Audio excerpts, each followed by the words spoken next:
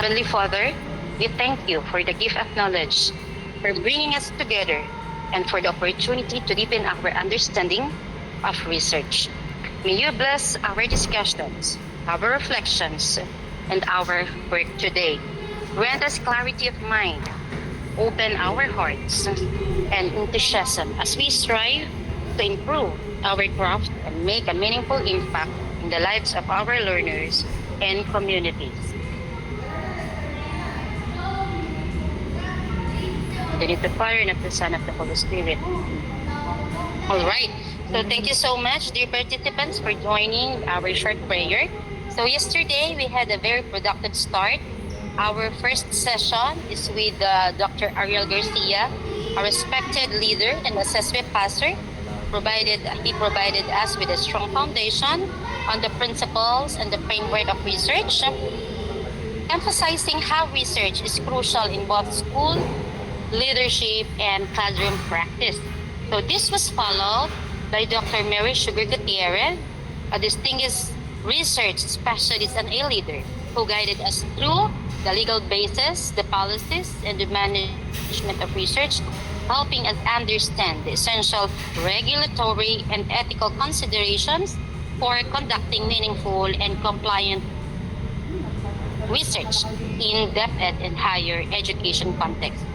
So as we move into day 2, our focus shifts to the development of research guides and write-up activities, including the presentation and the critiquing of research output, to be led by our distinguished speaker for this morning.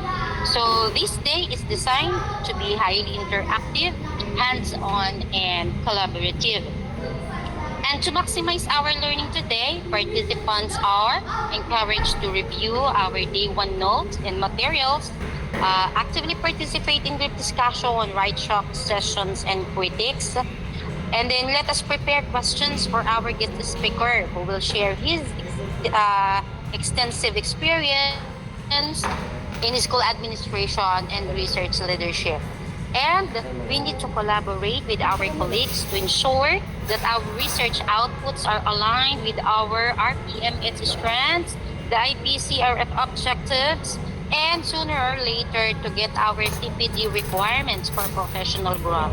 So we expect today to be dynamic, engaging, and enriching. So by the end of the day, participants should have your roadmap for the research, the practical experience in presenting their outputs and insights from expert critics to enhance their work. Nakaharang. So without further ado, let us proceed with the introduction of our speaker, Kalashaw.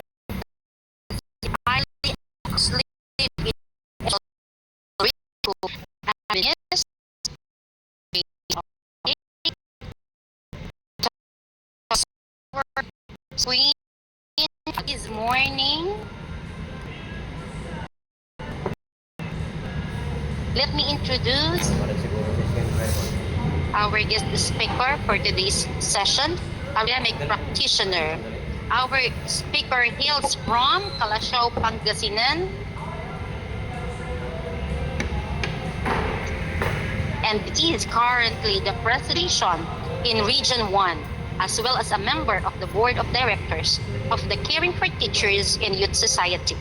He has held several key leadership positions in the Department of Education. From 2012 to 2013, he served as Chief Assistant in the Alternative Learning System at the DepEd Regional Office in San Fernando, City, La Union.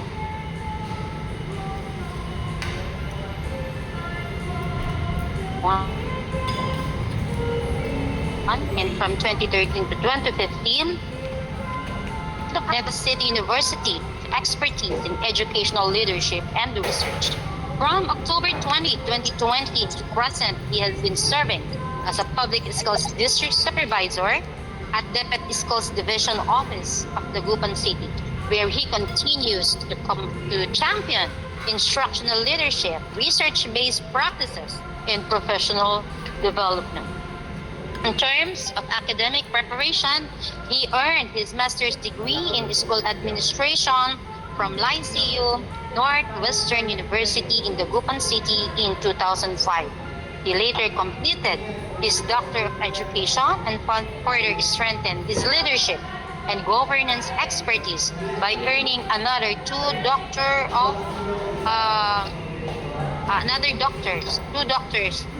a Doctor of Public Administration, all from the same institution. So today, we will be sharing his expertise with us as we proceed to our day-to activities on research guidance and workshop. May we all give our full attention and a warm welcome to our distinguished guest speaker, Dr. Edwin Ferrer. Sir, good morning po. Morning po sa ating lahat. Fellow teachers, good morning. Isang mapagpalang umaga po sa ating lahat. So today, this morning, I would like to share it with you regarding of the mystery and miracles of research. Why is research considered one of the backbones of the changes, innovation, and development, particularly in the field of education? So today, ladies and gentlemen, you know, if you hear research, one of the most critical point of view and the most boring activities, but you know you cannot make an alternative innovation, development, and changes without research. And all of us, particularly in the different organization, in the different scenario, we need research because research is our foundation, our guiding principle in order to innovate our action. Topic this morning, it is action research, basic research, and classroom-based research. Because these three kinds of research is more on the key to become an expert on how to write later your thesis or your dissertation. Because if you don't know how to make it the action research, the basic research, and classroom-based research to write your thesis or your dissertation. Because this action research, basic research, and classroom-based research is step by step in a chronological order in order to make your skills and knowledge in the field of research. So I would like to share it with you the three aspects regarding of the research. Pero by the way, sa dami-dami ninyo na nandito ngayon, I know this is very important to your part, student in the graduate school. So either you like it or else, you face your final curtain to make your thesis because you cannot graduate without the thesis. Even you have a masteral without thesis, it is you need a capstone project or the action research. So I would like to share it with you why the following action research is very important in our part. So if you look onto the technological aspect, I would like to share it with you. So the action research, the basic research, and classroom-based research.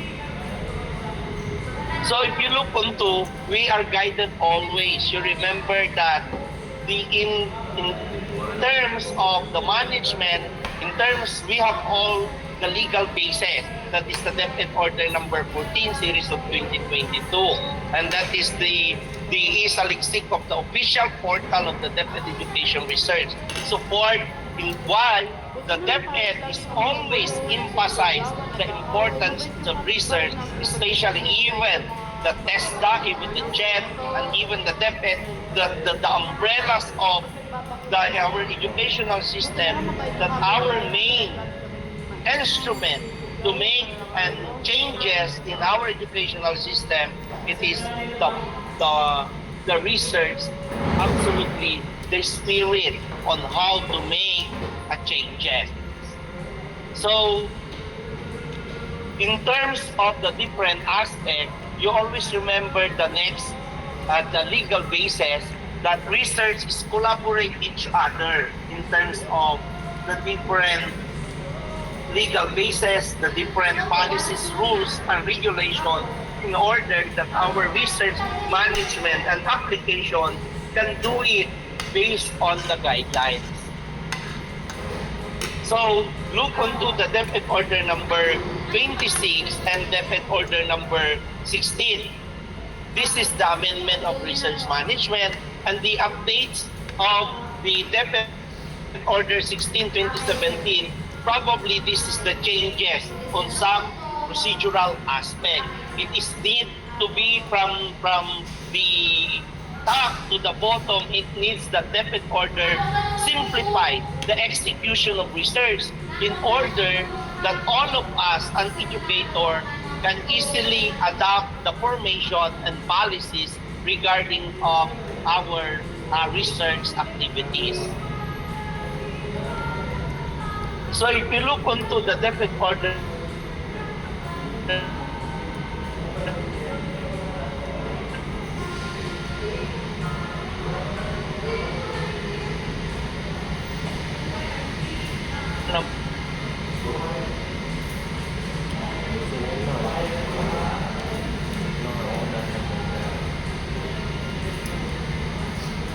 number 16, based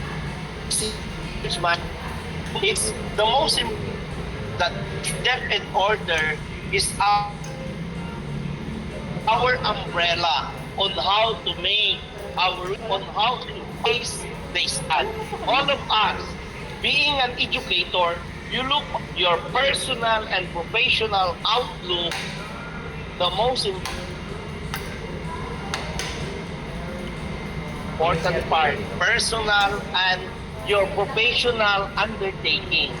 So research, the most important, it is you know the step-by-step protocol in terms of the research management guidelines, because this DepEd order also our legal basis on how to conduct research, on how to commit ourselves in conduct research by the following rules and policies.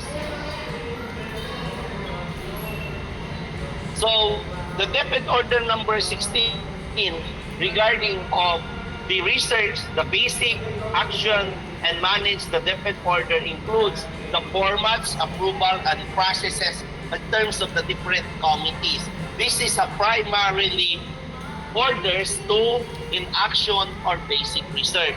So you know, the most important part, you look into what is the action research, the basic research, and classroom-based research.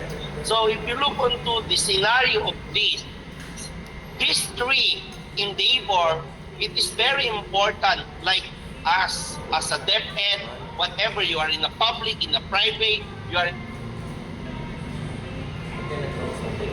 in the TESDA, you are in the jet, as you know, all of us, hindi po tayong makakagalaw, wala po tayong magagawa regarding of our different daily life activities in terms of personal and professional without research. Kahit ayawin man natin ito o gustuhin man natin ito,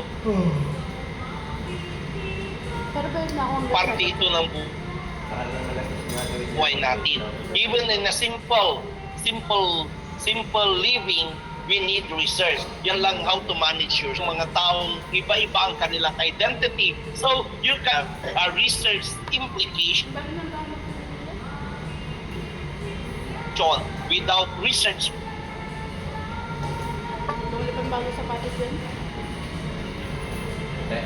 practices and without the research culture. So look onto the process. In terms of this DepEd order number 39, also the DepEd give us the DepEd order with the basic education research agenda in order to follow and design our action research basic research and classroom-based research based on our focus on how to deal with innovation and changes to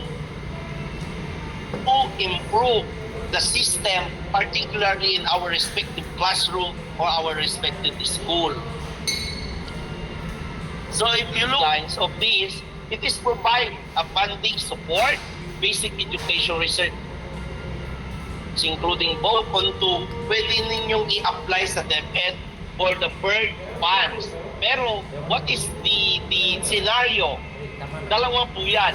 Kung hindi nyo po i-apply yan, it is considered recognized, but if your research funded by the DepEd, yun na po yung magiging ang research ninyo is you are the co-author and that is a DepEd property. Yun yung pag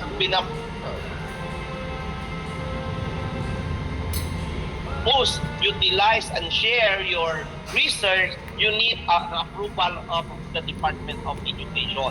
Yun lang naman ang pagkakaiba ng dalawa pag hindi pinuntuhan. Pag pinuntuhan, magiging co-author na kayo kasi DepEd property na siya. Okay? So, what is actual research? Very important. You know the difference between the actual research, the basic research, and classroom-based research. So, the actual research, it is the context of the Department of Education. It is a reflective and systematic inquiry conducted educators such as teachers, principals, and others, and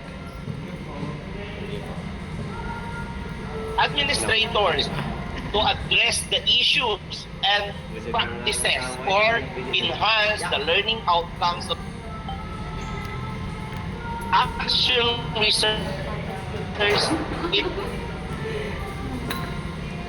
is immediate nagkakandak ng actual research, especially the teachers. Dahil to address the intervention, to address the lalagyan mo kaagad ng tugon kung ano yung pangangailangan, particularly in the classroom or the teaching learning process. Kaya this is a very important part. And you know, action research, it is minimum of 4 months, maximum of 6 months only po yan. Tandaan po natin na hindi po tayo pwedeng lumagpas sa 6 months at hindi din po pwedeng mapabilis ng less than 4 months. So, ang ibig sabihin, minimum of 4 months, maximum of 6 months, and that is the nature of the period of action research. So, why you conduct research? Very simple. You need to address immediately the needs in the teaching learning process, the needs on the classroom management, the needs on how to improve the performance outcomes, particularly academic and other related in the academic performance of your learner, of the management or the teaching learning process as a teacher. So, what is the objectives? Ito po yung mga objectives natin. Hindi ko na iisa-isahin yan because it is, I would like to i-share ko naman ang aking slide sa inyo. So, what is the most important part? You look onto the educational process, reflective practice, professional development, generating knowledge and insights, empowering educators, involving the stakeholders, facilitating change. Doon po tayo. The word change. So, pag sinabing the word change, you cannot make a development step by step without the word change. And that change, your basis, it is you conduct a research, actual research, because based on your findings, you can make your conclusion and recommendation, and your recommendation to create a certain action or you create a certain intervention to answer or respond the needs, whatever you need in terms of the issues, concern, and problems. So, the uses of the action research, the first one is the improvement of the teaching process, curriculum development, professional development, policy formulation, student-centered learning, community engagement, and assessment of it and evaluation. Here, you will use this in conducting action research, particularly in the teaching practice. Being a teacher, what are your expectations? Will you have a different diversity of learners? You have different style and modalities in facing your day-to-day life as a teacher. Ang dami-dami natin teaching practices. Ang tanong, sa teaching practices you encounter, napa-practice ba yan? Nakikita nyo ba yung impact, effects, every day na ginagamit nyo yung mga different scenario? Nakikita nyo ba? So, you can see it through action research. In terms of why you conduct action research, you need a curriculum development. And that curriculum development, kaya nga meron tayong contextualization, indigenization, and localization because it is very important to all of us in the teaching learning process. If you develop curriculum, is always addressed for the welfare of our learners. Kaya this is very important. Katulad na yun sa curriculum development, napabago na ngayon. Dati, it is basic education curriculum. Ngayon, K-12 curriculum. Ngayon, is strengthening K-12 curriculum. So, if you want to, nagkakaroon ng pagbabago ang K-12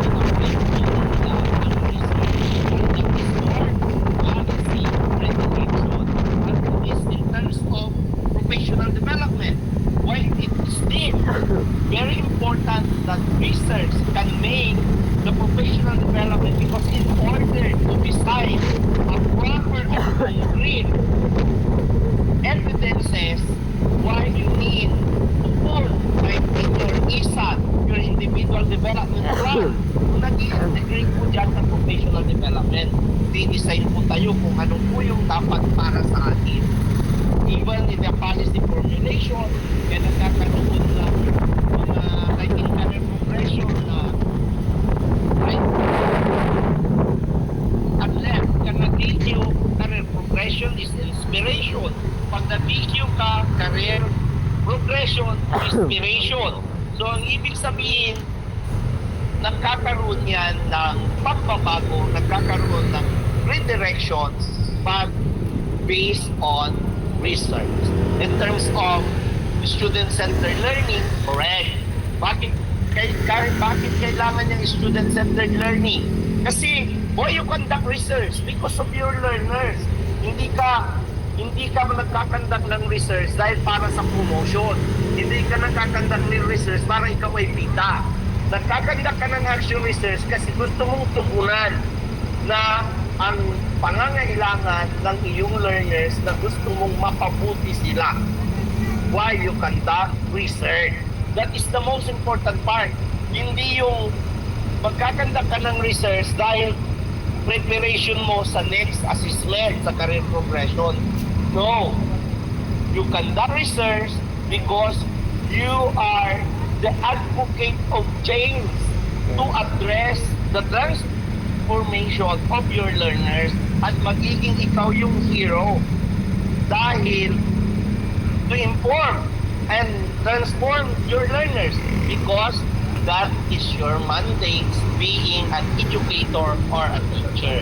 Next, it is community engagement. Assessment and evaluation, very important, particularly in the community engagement. Why you need the teacher and the parent partnership in order to collaborate each other for the academic performance of our learners. Kailangan Kasi kailangan ang parent and teachers to collaborate each other. And how can you make it? Through research. And then assessment and evaluation, you need this because you know you need to measure the performance, both soft and hard skills of your learners in order to design a concrete intervention or enhancement for the welfare of your learners. So, the most things it is the classroom-based research. Ano naman yung pagkakaiba? This classroom-based research is the type of action research focused on understanding and improving educational practices. Parehas din ng action research yan, kaya lang ang classroom-based is more simple than the action research. Kasi ang classroom-based, pwede 1 to 2 months it is okay. And you can conduct within your classroom only. Pwede ang classroom-based, pwede lang na ang subject, topic mo, subject ay dadalawa o tatatlo o 5 learners, pwede yan kung classroom-based. Kasi you can do it 1 to 2 months only, tapos na ang classroom-based. So yan yung pagkakaiba. It is shorter, simpler, but it is more also in a systematic that you can make it an action to the needs of your learners. Halimbawa, meron kang 2 learner, yung isa tahimik, yung isa magulo. Ngayon, pwede mo yung magiging classroom-based study mo regarding their academic performance. Sino kaya, the same pre-test, the same post-test, gagamitin mo? Sino kaya mas mataas ang makukuha? Doon sa magulo o doon sa tahimik o sa PA? Doon makikita mo yan. So in order that you create an action based on the classroom-based research. So tandaan nyo ulit, ang classroom-based, it is a short form of action research. Either 1 to 2 months only. Ang classroom action research, 4 to 6 months. Ang classroom-based, 1 to 2 months only. So yun yung pagkakaiba, but it is the same on how you conduct a classroom-based and action research. Parehas, it is a systematic in action, is systematic in process to address immediately the needs, but the different each other, it is more in the classroom. It is a shortest in time, but the action research is older than the classroom base. So yun yung pagkakaiba. So if you look into the based on the guidelines, the action research template, you know, like this, the content and rationale, the action research question, the proposal, innovation, intervention, and strategy, and the action research method. So if you look onto like this, pag titignan ninyo, how can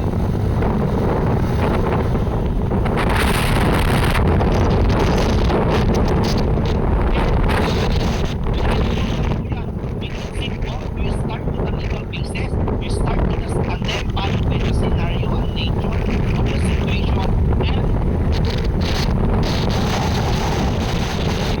data why you need to conduct the study. So yun po yung magyayari po doon. Pag gumagawa po kayo, be sure na nakalagay po sa inyong context and rationale ang mga tuntunin o legal basis na scenario at in data na bawat numero ay may kwento at may kwenta. So tandaan niyo po yan. Hindi kayo pwedeng maglagay sa context ang rationale mo ng marites. Be sure, lahat po yan ay with a concrete data-based evidence. So para mapanipanimana ang iyong ikakanta. And direct, practical, and specific. Tandaan niyo po, direct, practical, and specific. Avoid to use highly dramatic statement. Avoid broad statement. Always remember specific, simple, and practical. Okay? So, yun po yung paggamit ng research question. At action research, classroom-based, at basic research ang tawag research question. O yan po, pag sa thesis and dissertation na yan, na po yung tinatawag natin statement of the problems. Okay?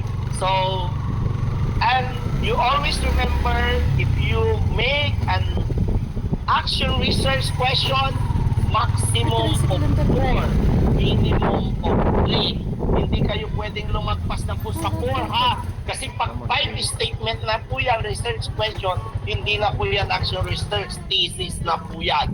So, ang ibig sabihin, maximum of 4 question, minimum of 3, it is okay. Or, so yun po yun. But in the classroom base, 1 is to 2 research question is enough. Pag action, pag classroom base, 1 to 2 question, research question is enough. Action research, minimum of 3, maximum of 4. Hindi na kayo pwedeng lumagpas ng 5 question. Kasi pag magpas kayo ng 5 and up, that is research thesis na po yan, dissertation. Hindi na kayo pwede, hindi na po yun action research. Because the action research or the basic research, yan po yung tinatawag nila na another term na BB thesis. Yun yung tawag nila pag undergrad. Yan yung tinatawag na pag wala po talagang term na baby thesis. It is only localized term. Okay? That is informal term. Pero wala po talagang professional term na undergraduate thesis ang tawag dyan pag sa college. Pero yung nakasanayan, baby thesis. O pwede naman tawaging baby kasi very important. Mas nai-inspired kasi sila yung mga kabataan kung may baby. O kasi talagang ganun nga yung nai-inspired. Talagang ganun, hindi ka pwedeng mag-conduct ng research pag hindi ka in love. Hindi ka pwedeng mag-conduct ng research pag ikaw ay punong-puno ng problema. Dapat pag nagkakandak ka ng research, you are in love, you are inspired, you are stress-free. Tandaan nyo na, kasi hindi ang paggawa ng research, hindi lang yan matalino ka, hindi lang yung may abilidad ka. Ang importante, recondition of mind and heart. If you conduct research, dapat masaya ka. At it is a voluntary in nature. You conduct research because you are in love to do it. Hindi pwedeng pinili. Kasi ang research kailangan voluntary in action. Dahil mahirap mag-conduct ng research kung ikaw ay may problema, stress, at especially when you are heartbroken, huwag kang mag-conduct ng research. Dahil naubos mo na ang ilang rim ng kupon, mali lahat yan. Kaya pag kayong mga may sakit na UTI, yung umibig, tapos iniwan, huwag kayo munang mag-conduct ng research. Kasi hindi pwede. Hanapin nyo yung like Kapeng Barako ng Batangas dahil kaya kang ipaglaban. Yung mga ganon.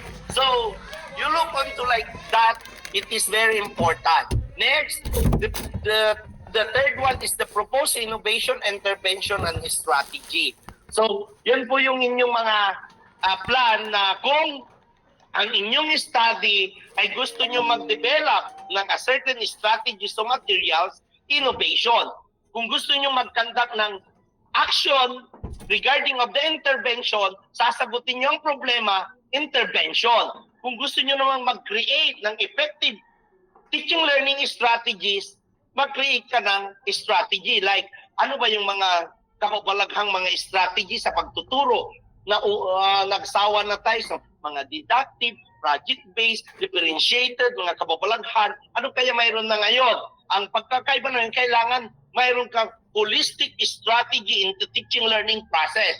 The word holistic, practical, that is the best strategies that you can use in your teaching learning process.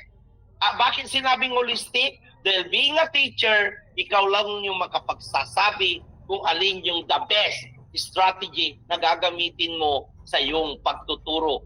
Dahil sino ang nakakakilala ng kapasidad, ability, and capability of your learners? Only you as a teacher, not the principal, not the supervisor, not your co-teacher, but no other than you as the teacher. So ganun yon. And then your action research method, o kung sa thesis yan ang tinatawag niyang methodology. So yung methodology ninyo, yan ang tawag dito, pag simple, it is the action research method. And that is the participants, o yung participant sources of data, yan yung scope and delimitation natin, sources of data, data gathering, methods, and data analysis. That is our research description and research design kung sa formal thesis or dissertation. So, yan yung mga gagamitin natin on how to conduct research. Okay? So, titignan natin. So, look onto the action research template. That is the action research work plan or your timeline. Okay? Pag gagawa ka, kailangan yan. Either it is a tabular form or you make a Gantt chart. Pwede yan to make kung magmula umpisa from pre-implementation and post-implementation phase, dapat nakalagay po yan. That is under your action research work plan and templates. And then cost estimate, kung magkano po yung gagastusin ninyo. And then your plan for dissemination and utilization. So, noong unang panahon, ang research, bang nagkandak ka ng research, itatago sa baul dahil takot ka na gayahin. Baka kopyahin. Pero ngayon, walang points ang research kung hindi nag-disseminate, hindi na-utilize, at hindi marami nag-utilize, the more na marami nag-adapt, the more na ma-earn mo yung points sa iyong research. Kaya ang research, you conduct research hindi pantago. You conduct research because you want to disseminate your findings because that is the basis in order to make changes and transform their traditional practices into innovative and interactive. Kaya yun. Why you conduct research? Because your research is the basis for transformation and change. And the last, it is your references. So ang ibig sabihin, fellow teachers, huwag niyong kalimutan palagi na i-cite ang inyong references para hindi po kayong ma-charge. Kasi lahat ng ginamit mo, online, print, non-print, dapat nakalagay po dyan para you mention all your sources para hindi po kayo ma-charge ng theft ng inyong knowledge and that is professional and knowledge and wisdom property. Okay? So, yun po yung ating template. Next, after my discussing the basic, ay classroom-based and action research, susunod ngayon ay basic research. Ito na po yun. Pag sinabi pong basic research, yan na po yung tinatawag nila na undergraduate thesis or baby thesis. Pero ang talagang tangan dyan is basic research. Ito na po yung pagkakaiba. Tandaan ninyo. Classroom-based, 1 to 2 months only. Action research, 4 to 6 months only. Basic research, 6 months to 1 year only. Hindi ka na pwedeng lumagpas ng 12 months sa basic research or 1 year or 1 school year. So, in the context of the Department of Education, the basic research refers to the type of research that seek to generate knowledge, theories, and understanding without the necessity having an immediate intervention.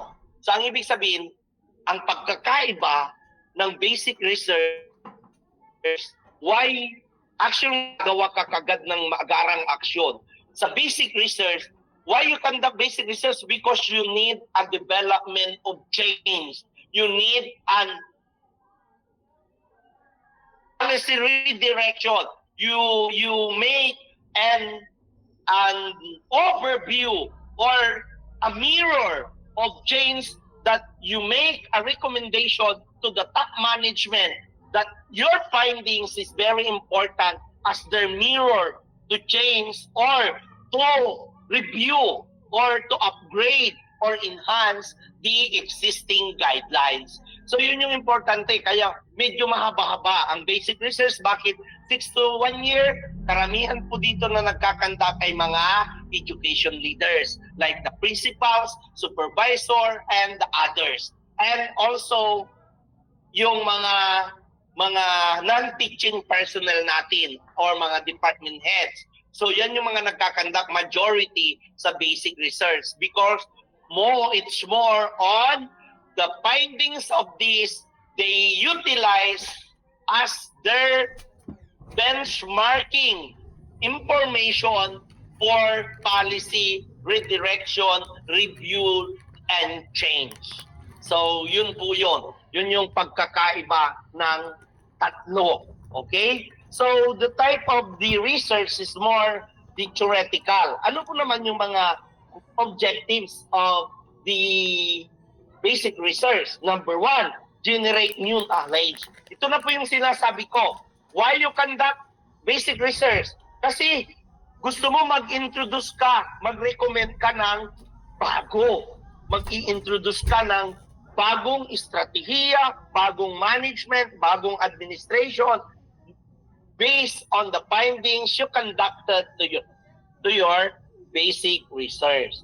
Next, develop and refine theories. So, for example, you adopt the 4 pillars of learning. Like for my favorite is learning to do. Okay? Because you cannot give the things you don't have and you cannot teach the things you don't know. So therefore, being a teacher, huwag kang magpagawa nang hindi ka pa nagbigay ng example dahil dapat klaro ang iyong mga ituturo at direction in order to implement your smooth delivery of your teaching learning process. So, development and refine theories. Why? Kasi mayroon yung mga theories na kailangan i-apply mo ang holistic. Always remember that traditional theories is always your bench line, or that is your foundation making the interactive and innovative practices. Next, it is explore the fundamental educational issues. Okay? Kaya nga, like, based on basic research, nagkaroon ng from K to 12, nagkaroon na ng dati enhanced, ngayon is strengthened. Strengthen the K to 12. Kaya lalong gumanda ang K to 12 na ngayon. Kasi nabawas na yung mga competencies na hindi talaga para sa basic ed. Kaya sinimplify na ngayon. By this coming June, next school year, lalabas na po yung panibagong strengthening K to 12. So talagang pinalakas na at sinimplify na yung ating curriculum sa K to 12. Next is the lay foundation applied research. So sinasabi ko palagi sa inyo, fellow teachers, fellow educators, hindi po kayo pwede. Ito yung maling ginagawa ng mga iba. Like in the school, mayroon na silang project, mayroon na silang innovative project, mayroon na silang innovation, output, pero wala silang nakandak na research. How come? Paano nangyari na mayroon siyang innovative project pero wala siyang research na ginawa? Because the innovative project or the innovative teaching learning practices or strategies ay maging output po yan ng research. Kaya ang ibig sabihin, you conduct first the research before you make an innovative project, innovative materials, interactive materials. You cannot make an innovative project or interactive materials without conducting the action research, classroom-based research, and basic research. Pero tingnan ninyo, yung mga iba. Kaya nga lahat ng mga kinanda na mga innovative project na hindi dumaan sa research, hindi pwede po yan. That is only imaginative and not constructive. Inimbento lang yan dahil para sa promotion. Kasi kung ako ang uupo sa career progression for assessment, bagsak kaagad yan, hindi ko bibigyan ng points. Kung ang makikita ko lang ay output ng innovative project, saan niya binase? Ang tanong, sa mahiwagang kristal, tiningala sa langit, hindi pwede po yun. Dahil ang ibig sabihin niya, parang diploma mill ang iyong project. Dahil wala kang basis why you need to conduct that innovative project or the re-entry paper or whatever, dadaan po yan sa research. Okay, next, enhance educational understanding and advance educational innovation. Ito na po yung sinasabi ko ha. I-simplify natin. Classroom-based and action research, why you conduct, you answer, you reply or address the needs immediately, the issues and concern.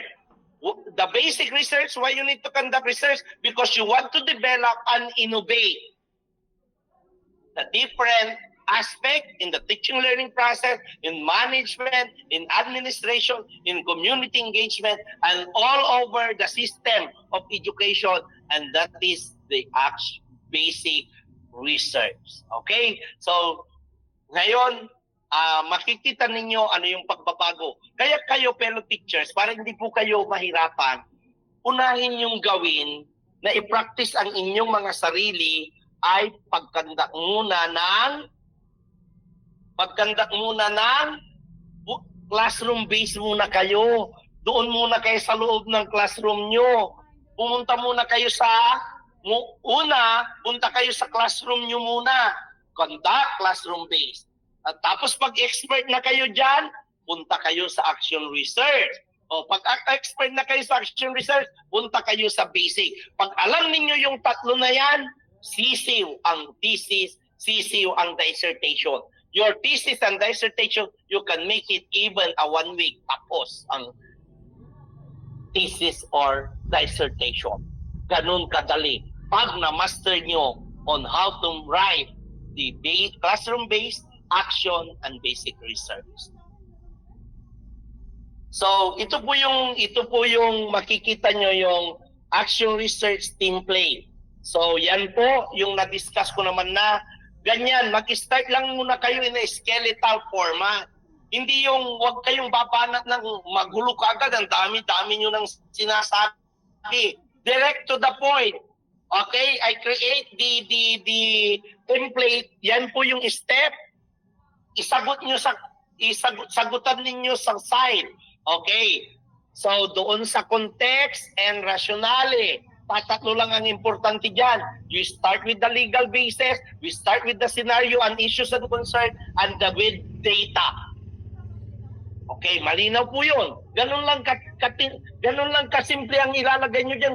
Hindi po yan love letter na bulahan. Hindi po yan storytelling alay. Ang context and rationale.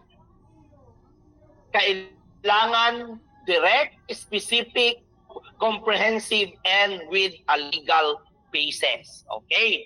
So, yan po yon, nakalagay na dyan, diniscuss ko kanina yan. So, during your write shop, dyan nyo po isusulat. Kung tayo po sana ay face-to-face, pagagagawin ko po yan at makikritik ko, gagawin nyo na kaagad yan. Yung inyong action research template. Alam niyo kung nasagot ninyo yung in a simple way yan, saka nyo na dagdagan.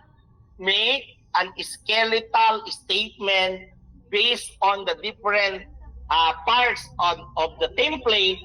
Pang nasagutan nyo yan, madali nyo nang gawin.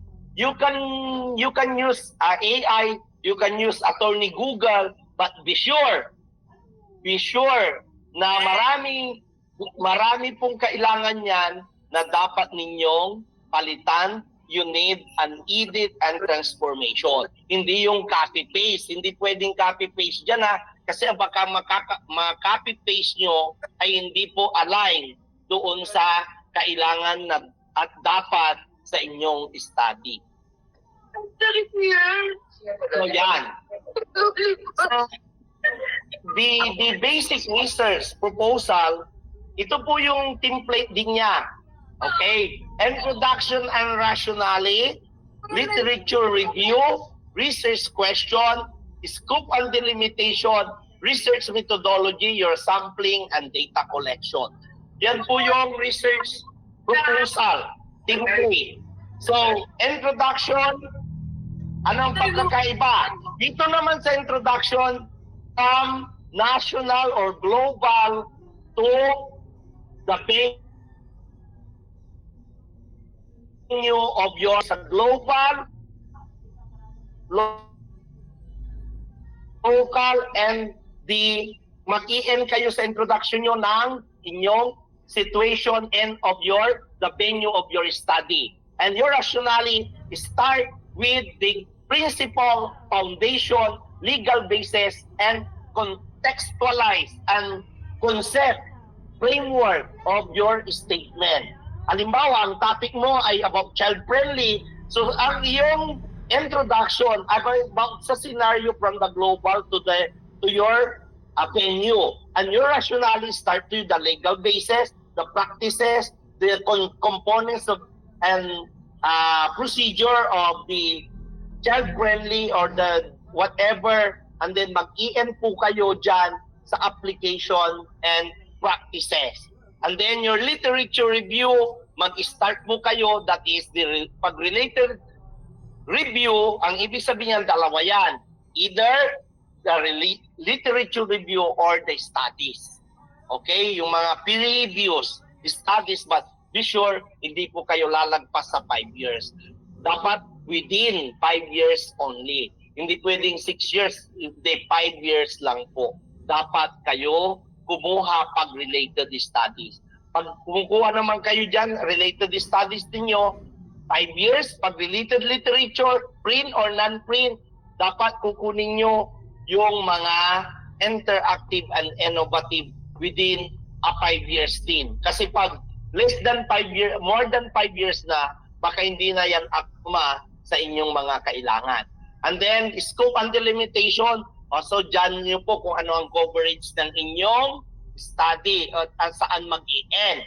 And then, your research methodology is your sampling, kung ano, purposive, or ano ba ang gagamitin nyo dyan. Ang data collection ninyo, how?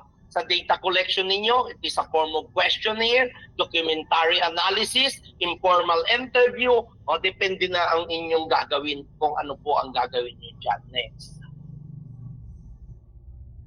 Ito po yung namang basic research proposal. Okay. So next, it is the ethical issues. Be sure, pag gumagawa po tayo, nagkakandak po tayo ng research, bawal po ang negative statement. Dapat hindi brutal. Halimbawa, kung mag-i-statement ka, huwag bawal sabihin ikaw ay pangit. Dapat sabihin hindi gaanong maganda. Ganun ha. Hindi pwedeng sabihin walang hiya, pero sabihin hindi siya gaanong mabait. So, ganun po yun. Pero sa totoo, ganun din yung tutunguhan yun. So, dapat hindi po brutal. You always observe ethical issues na pag you conduct research, hindi ka magkakandak ng research na makakasakit ng damdamin. Okay? Pag hindi yan patama, hindi yan avenue para, hindi yan tabloid na gakandak ka ng research dahil magsisiwalat ka ng mga kababalaghan. Hindi po yun. You conduct research because you want change. You conduct research because you want development. You conduct research because you want to introduce interactive and innovative transformation. Yun po. And then, plan for data analysis. Yan po kung ano po yung mga kababalagan sa gagawin ninyo dyan sa data analysis ninyo? Okay. So, anong gagamitin yung statistics? O, anong gagamitin yung mga measures para makandak ninyo at ma-interpret ninyo yung inyong mga data. And then your timeable or the Gantt chart, o kung kailan ka matatapos from 0 to 6 months, o dapat nakalagay na, or 1 year kasi basic yan. Okay. So take note ha, hindi kayo pwedeng lalagpas sa 1 year. Okay, yung basic research. Pag lumagpas kayo sa 1 year, repeat again. Hindi na pwedeng i-consider kung hindi nyo natapos. Kasi hindi na akma ulit. Next, cost and estimate. Kasi ang basic research, it is simple, broad ang thesis and dissertation. Similar na po kasi yan sa thesis and dissertation ng basic research. Kaya nga ang dissertation din at thesis, 1 year din. Kaya nga ini-enroll mo, thesis 1, first sem. Thesis 2, second sem. Die 1, second sem. Ay first sem, second. 2 semester palagi. Kasi pag lumagpas ka, hindi mo natapos, re-enroll again. Kaya nga ganun din po sa basic research. Pag after your defense presentation, hindi mo natapos, ulit. Back to normal procedure. Kaya dapat, pag inumpisahan, tapusin.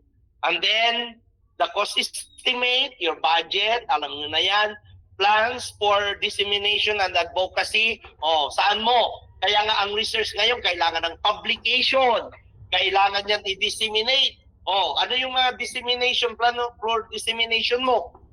Yan. I-distribute mo yung copy nila by school o by teacher. So magastos yun kung i-provide mo sila ng copy. Kaya gagawin mo na lang, i-copy. Pwede din. I-copy or ipapublish mo para maraming makabasa through research journal. And then, references. Yung references, print, non-print, and then mga legal basis statements. Yan din po yung template ng basic research proposal template. Yan po sana yung mga gagawin natin sa write shop natin, kaya lang ito sa virtual tayo. Pero pwede nyo gawin yan kasi isasubmit nyo po yan sa Google Drive. Dahil hindi kayo pwedeng makakuha ng inyong mga certificate without the output. Okay? Lahat po yan isasubmit sa Google Drive. Tapos, i-evaluate ko kung nakapasa, magsisignal ako sa training registrar kung i-issue o hindi ang inyong certificate of prepaid performance. Okay? So, ito po yung classroom-based research naman. Ito yung type of action research. Ito po yung sinabi ko Pero ang classroom-based, simple. Kaya kayo po lahat, dito po kayo mag-start muna sa classroom base Kung hindi nyo gamay pa ang action at basic, go back to classroom base. Ipapakita ko later yung template ng classroom base simple. Okay? This is focus on understanding and improving educational practices in the classroom setting. Classroom setting, hindi po school setting. Classroom lang. Kaya, sinabi ko sa inyo, classroom, you can complete your classroom-based research 1 month or maximum of 2 months only. Next. Ito po yung mga objectives. Ito po, very simple yung ating classroom-based enhanced teaching practices. Kasi makikita mo sa pagtuturo mo, hindi aakma, hindi tutugma yung iyong estratehiya. So ngayon, magkakandak ka ng classroom-based. Halimbawa, noong unang panahon kasi madali mong intindihin ang classroom setting kasi noong unang panahon, ng kapanahunan natin, ewan ko sa inyo, 50 na kasi ako kay kapanahunan kung ilang taon na kayong mga dyan, may mga gurang na fresh, overuse, slightly used, o depende na dyan sa inyo. Nung kapanahunan natin, madaling ma-detect kasi sa classroom setting. Kasi kung matalino ka, row 1. Kung medyo moderate ka, row 2. O pag wala kang medyo slow learner ka, row 3. O pag tangi ka, row 4. So noon yun. Ngayon, wala na yan kasi bawal. Violation of Child Protection Policy Law. Dahil magkakaroon ng discrimination. Kaya, kailangan pag mayroon kang 40 na learners, 40 din yan na different behavior, 40 din na strategies. Grabe, di patay ka ng teacher pag gano'n. Na 40 learners, 40 na strategies. Ano ang katapat? Gagamit ka ng holistic and practical approaches. Ano yung holistic and practical approaches? In blended integration of all the approaches. Yun ang best approach. Okay? Kaya yun yung pinakamaganda. Kaya yun yung magandang gagawa kayo ng study. Huwag na yung mga kababalaghang mga nakalagay sa libro na effects of differentiated instruction, impact of inductive method. Wrong. Wala na po yan. Hindi na po tatanggapin yan sa global and world class title ng research. Dapat ang iyong magiging title example pag sa teaching practices, the impact of the holistic teaching learning practices across the learning area. Yung mga holistic practices kasi yun yung dapat i-study. Kasi yung mga deductive, inductive, mga project-based, kung anong mga kapabalaghan, ano na yan, hindi na uubra. Hindi na uubra yung mga inductive, deductive, kung anong gagamitin mo, project-based, differentiated, direct, indirect. Ang importante na ngayon, holistic, practical, localized, indigenized, contextualized approaches. Dahil wala na ngayon. Kasi pag nagtuturo ka noon, isang tingin pa lang, matututo na sila dahil mayroong pang disciplinary intervention. Ngayon, bawal nang magalit. Bawal. Kaya makikinig o hindi, okay na. Kasi pag nagalit ka, child abuse, makakasuhan ka ng Child Protection Policy Law. Kaya ang teacher din, bahala ka na sa buhay mo. Kahit gustong-gusto niyang tumulong, ayaw niyang makasuhan. Kasi kung hindi nakikinig, ang teacher pinatayo niya. Pagkatapos ng klase mo, mayroon ka ng case, ipapatawag ka na sa principal's office, mayroon ng complaint na corporal punishment. My God, ang hirap na ng buhay ng teacher. Kaya kayo mga teacher, relax. Huwag kayong may stress kasi mabakante ang item. Okay, kaya ganon. So improve student learning outcomes. Paano pag-improve ng student learning outcomes? Ang magiging study nyo dyan, how can you make, kaya nga bawal na po yung standardized test. Ang ginagawa na ngayon ay teacher-made. Kasi bawal ang ibigay ang exam na hindi na ituro ng teacher. Kaya nga, bawal na yung mga iisa ang gagawa ng exam. Kaya, teacher-made. Pero ang tanong, bakit ganyan na? Mababa pa rin ang score. Bakit kayo na nga ang ibibigay ng exam ng teacher-made na nga kung ano yung naituro, yun ang ibibigay. Bakit mababa pa rin?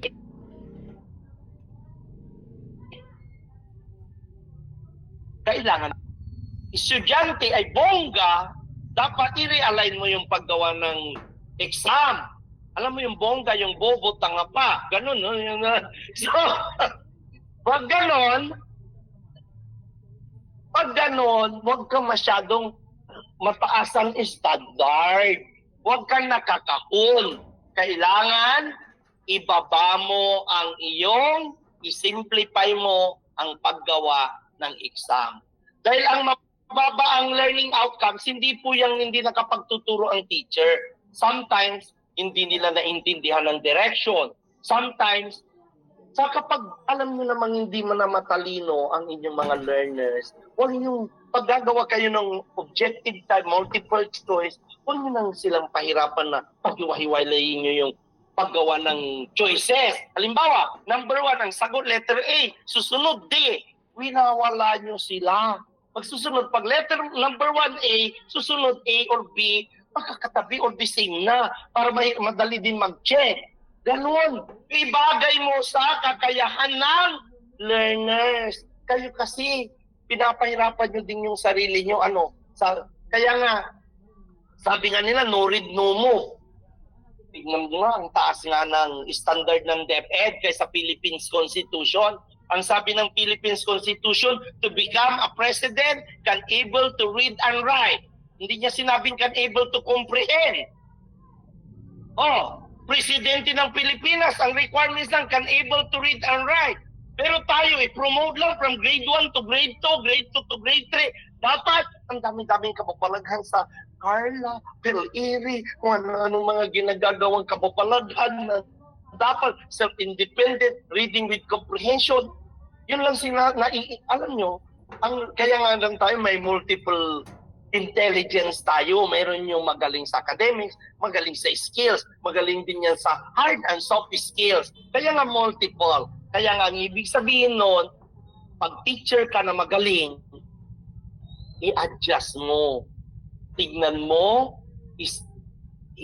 kung ginagawa mo na maging simple lang, hindi ka mai-stress. Sino ba ang gumagawa ng grades ng iyong mga learners? Diba? Ikaw na teacher, hindi si principal, hindi si supervisor. Bayaan nyo. Kasi nga, meron tayong tinatawag na individual differences, meron tayong may mga estudyanteng delayed, meron tayong mentally challenged, learning with disabilities.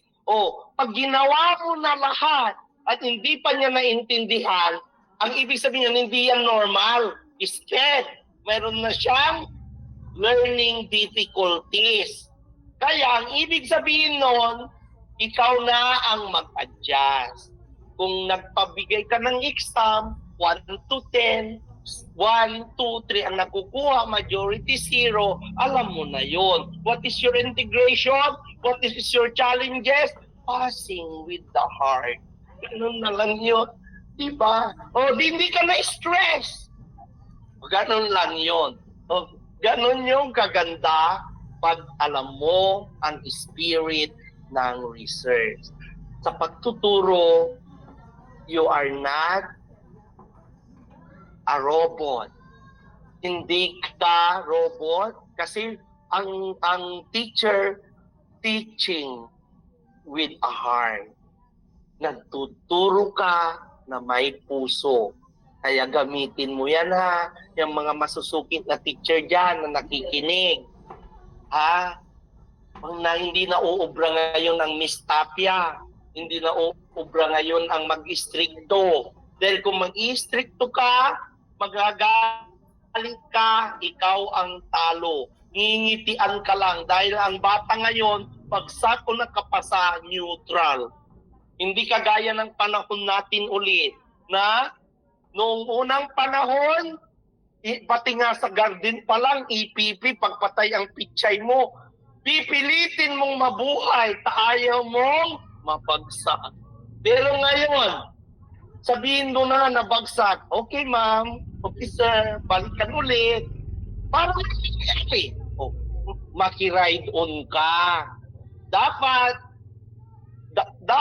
anong gagawin mo? Relax, rejuvenate yourself, and be transformative teacher. Alam niyo, ang dali nang magturo pag hindi ka stress. Huwag nyo seryosuhin yung mga pasaway. Huwag nyo seryosuhin yan. Hanapin mo yung kiliti at doon mo siya i-utilize.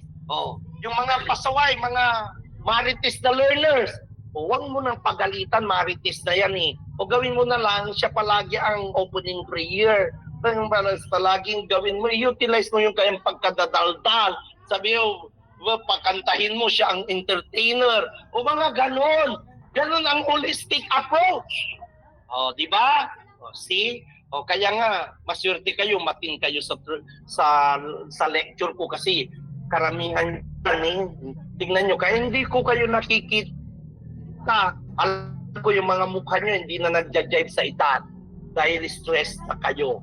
Oh, majority dyan, mga walking dead na, hindi na fresh from the farm. Alam ko. Kaya, ganon. Bakit kayo nai-stress? Kasi masyado kayong nakakahon. Okay? Masyado kayong nakakahon kasi lumabas kayo sa kahon. Relax and enjoy your teaching learning process. Kaya nga nandiyan ang research dahil para makakatuklas kayo ng iba't ibang estratehiya na wala sa libro. Okay? Lahat ngayon, paano mo makukuha ang kiliti ng learners? Gamitin mo ang wala sa libro at wala sa Google. At ano po yun? Experience.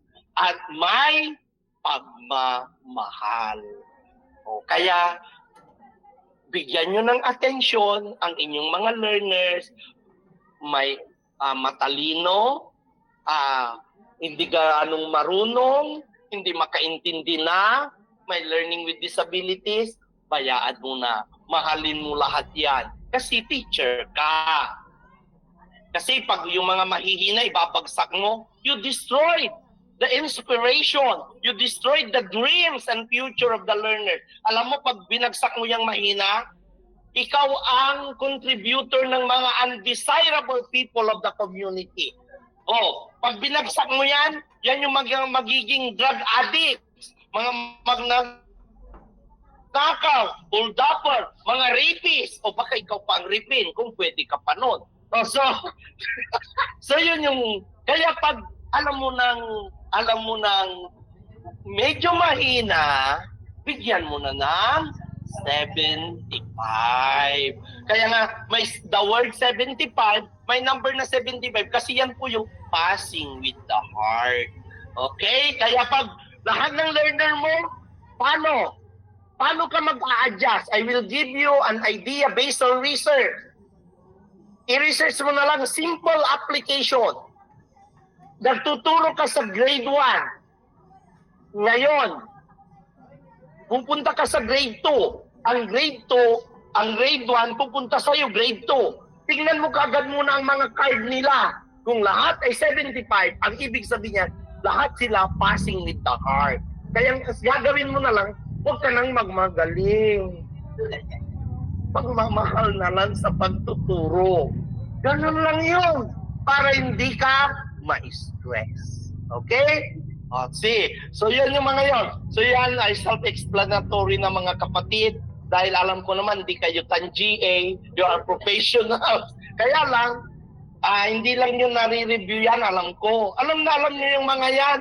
Kaya lang kasi masyado kayong nakapokus sa Facebook, hinihintay ang SRI, karagdagan, PEI, kung anong mga kababalagan, o PBB ng 2024, o mga yan ang mga hinihintay nyo. Huwag kayong magmadali. Don't be a hurry. Darating din yan. Pagkakaroon yan ng stress sa inyo. Pag na-stress ka, hindi yan maghihintay lalo. Ang makakaswerte yung asawa nyo, beneficiaries. Kaya relax. Huwag magmadali. Okay? Next.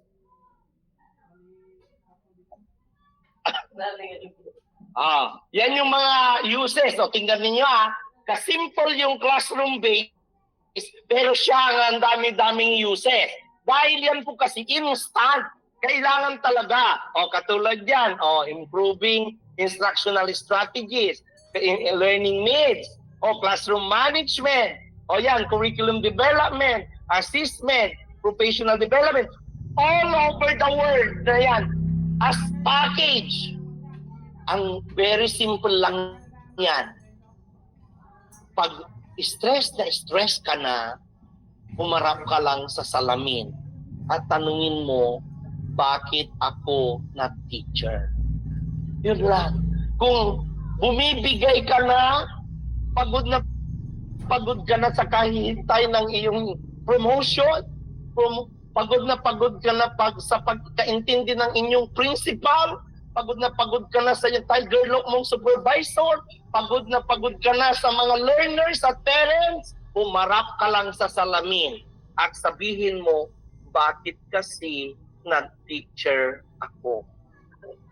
Kasi kung hindi ka nag-teacher, wala yan. Pero tandaan ninyo, nahihirapan man kayo ngayon, fellow teachers, majority na teachers nasa langit. Kakaunti doon ng mga engineers, architects, wala nasa impyerno kasi sa flood control.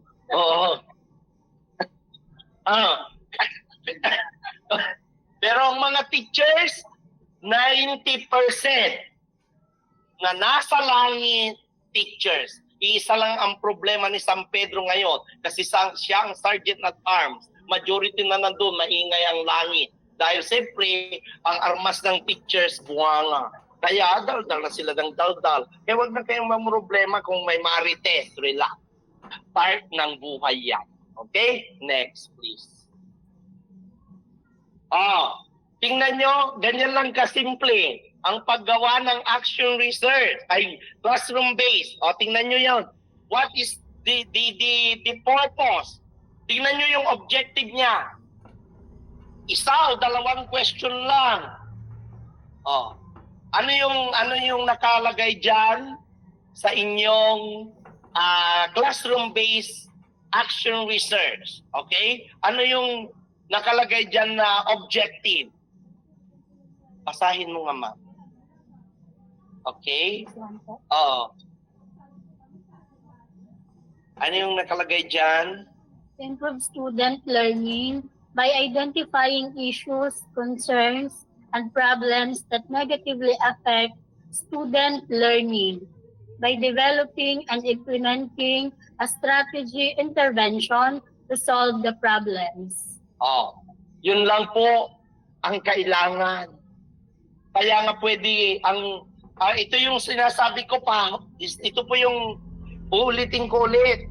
Pag ang inyong mga involved sa research nyo ay hindi pa professional at minor, research subject po sila, hindi respondents.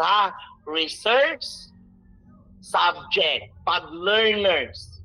Pag mga professional, mayroon ng kamuwang-muwang sa mundo, research respondents. Okay? Pag wala pa, minors, wala pang mga kamuwang-muwang sa mundo, research subject. So yan lang po, mayroon ng mga question lang dyan, sasagutin nyo lang yan. Dito, after this, you go to action research. After that, you go to basic research. Pag na-master nyo yung tatlo na yan, hindi nyo na kailangan ang ghostwriter sa inyong thesis at dissertation. Or hindi nyo, kailangan nyo na lang consultant. Kaya kung mamroblema kayo sa research nyo, nandito po ako as consultant. Correct? So, yun po, tignan ninyo yung mga nandyan. Gagawin nyo po yan. Pwede na yan self-explanatory po. Right, supposed to be after this. Kung mayroon kayong katanungan, I will welcome the questions, and the whole na pwede nyo nang start ang inyong write shop from the template. Ito po yung uunahin ninyo classroom-based, basic, action to basic. From 1 to 2 months, 4 to 6 months, 6 months to 1 year. Yun po. Skeletal lang po ang gagawin ninyo. Make an skeletal and substantial statement lang po. Para medyo gumalaw-galaw, pumasok ang research sa inyong isip at puso. Okay? Tandaan nyo po, research is to see what everybody else has seen and to think what nobody else has. Kaya ang ibig sabihin, fellow teachers, Sa isip, sa puso, at sa gawa, gawin ang research na may pagmamahal. Thank you so much and magandang umaga po sa ating lahat. All right. So thank you so much po, Mr. Ferrer, for a very wonderful explanation on all about action research. Okay, do you have questions, concerns, or suggestions? But before that, we would like to acknowledge the presence of another PSDF, the love of his life of Dr. Ferrer, Dr. Catherine Ferrer, another PSDS from SDO. Nga po si Ma'am, SDO, Pasol District, Pangasinan. Hello po, Ma'am. Welcome po to AALC. Thank you. All right, so do you have questions, concerns, and suggestions, dear participants, or clarifications? Bibigay ka ng pagsasabihan na nila ng tapos, para pag-continue naman will you open? Dapat ay makapag-submit sila ng Hindi naman. All right, so parang wala naman po tayong questions, concerns, or suggestions for this morning. So we're going to proceed to our workshop. Mag-lunch po muna tayo. Doc Ines, are we declaring for a lunch break?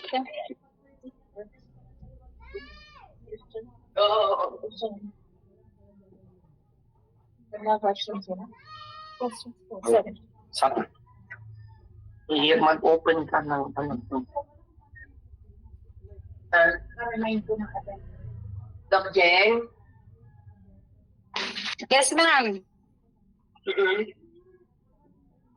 Remind ng attendance sa Google. Okay po. Dear participants, please paki-encode po yung ating mga names on the link. Andyan po sa atin pong chat box.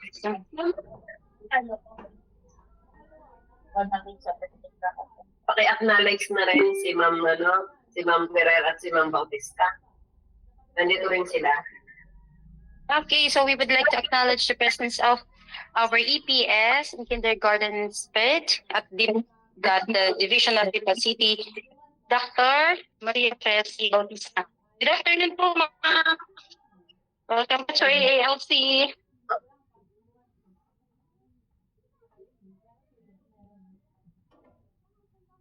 And Ma'am Ma'am Ferrer, the better half. Opo, ma'am, na-acknowledge na po natin ang Ma'am Ferrer. Okay. Okay po. Ma'am, are we declaring lunch break na po muna? Babalik po ang ating mga participants at 1 p.m. po. Tama po ba? Opo.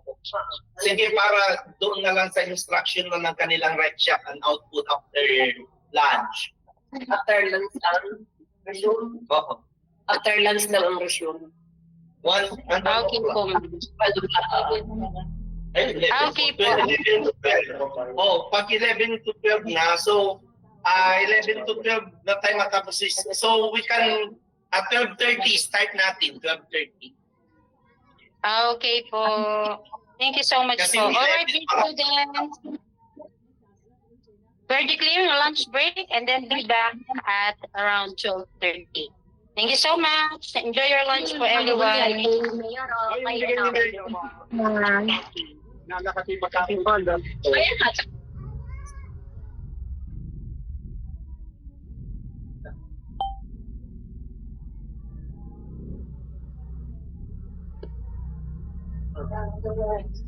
Barista ka na lang ngayon. Nagpa-order. Tama. Kaya hindi ako magkaintindihan eh. Kung tinawag. I-duty sa Stress ka ba?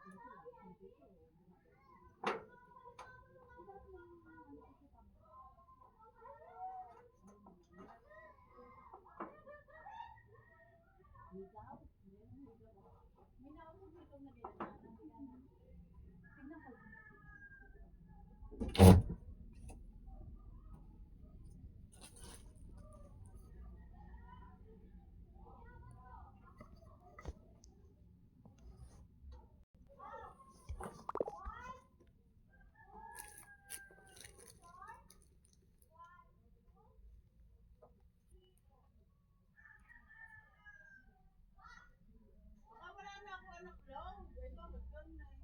Akala ko pa walang pinag-sesay.